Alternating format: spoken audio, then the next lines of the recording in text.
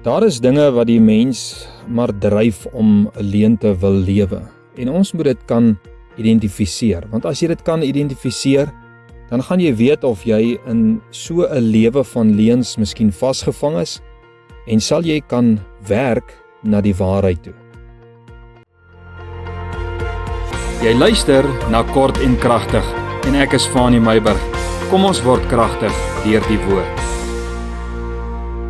Goeiemôre op hierdie Woensdagmôre.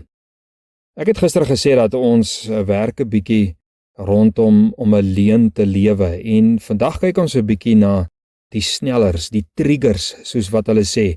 Wat 'n ou eintlik baie keer dryf om 'n leuen te lewe. Nou Spreuke 23 vers 1 tot 7, ek wil graag al hierdie verse gou vir jou lees en dan gaan ons vinnig opsommend daarna kyk. Spreuke 23 vers 1 sê: sit jy aan om saam met 'n heerser te eet, let dan net op wat voor jou is en sit 'n mes op jou keel as jy 'n goeie eetlus het. Moenie sy lekker ete begeer nie, want dit is bedrieglike spys. Vermoei jou nie om ryk te word nie. Laat staan jou slimheid. Sou jy jou oë daarop laat afvlieg op die rykdom? Maar weg is dit, want skielik maak dit vir hom vlerke en vlieg soos die arend na die hemel toe. Ons weet mos wat kan geld doen, hè? Eet nie die brood van een wat afgunstig is nie en begeer nie sy lekker ete nie, want soos hy in sy siel bereken, so is hy. Eet en drink, sê hy vir jou, maar sy hart is nie met jou nie. Nou ja, ons skrif stel voor dat jy nie gulsig moet omgaan met 'n ander man se rykdom en seëninge en dit begeer en najag nie, maar tevrede moet wees met dit wat God jou mee geseën het, want 'n onbeheerste begeertes en 'n ongesonde drywing na rykdom of 'n beeld wat jou nie toekom nie, gaan jou gooi in 'n kolk van leuns wat jou gaan onderkry in die lewe. Dis ongesond en dit laat 'n letsel op jou gees, soos wat ons gister gesien het.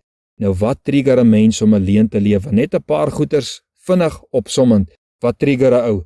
Hoë verwagtinge aan jouself, onoordenkte doelwitte. Nommer 2, hoë verwagtinge van ander wat hê en wil hê jy moet presteer. Nommer 3, groepsdruk om soos ander te wees.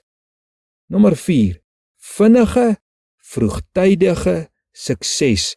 Die klim van 'n leer van sukses om jou so vinnig as moontlik te kry op die hoogste sport wat jy graag wil bereik. Die volgende gedagte, ongesonde strewe na sukses. 'n Ongesonde strewe na sukses. Onthou, sukses is nie die krisis nie, maar 'n ongesonde strewe. Dit is soos wat Paulus vir Timoteus sê, geld is nie die krisis nie, maar die liefde vir geld daar. Nou, sukses is nie die probleem nie, maar 'n ongesonde strewe, 'n ongesonde drywing na sukses is die krisis. Die volgende gedagte, jou vrees vir teleurstelling of om ander teleur te stel. Volgende gedagte, jou verlede ervarings of jou ervaring van en belewennisse van die verlede. Jy wil nie herhaal wat 'n ander ou deurgegaan het nie. Jy het miskien arm groot geword. Nou wil jy nie arm eendag wees as jy groot is nie, of nou nie. Net jy hierdie ongesonde drywing van 'n ervaring van jou verlede. Jy moet versigtig wees daarvoor. En die laaste ene, aanvaarding. Jy weet, 'n mens doen baie dinge in die lewe baie keer net om aanvaar te word. 'n Mens lewe alleen om aanvaar te word deur die samelewing. En dit is goeters waarna 'n ou moet kyk. Nou net soos Dawid sy kind uit 'n voorgee oomblik verloor het, sê Salomo, dat net so kan 'n mens jou rykdom ook verloor. En dit kan van jou wegvlieg. Dan is alles waarvoor jy gewerk het daarmee heen. Jy weet, dalk behou jy alles waarvoor jy gearbei het in hierdie lewe, Maar onthou, ons lewe nie vir hierdie lewe alleen nie. Daar kom 'n tyd wat Jesus alles aan die vuur van sy oordeel gaan blootstel, en dan moet jy vir jouself vra, wat gaan bly staan? En al wat gaan bly staan, is net die waarheid. So vriend, kom ons strewe na die waarheid.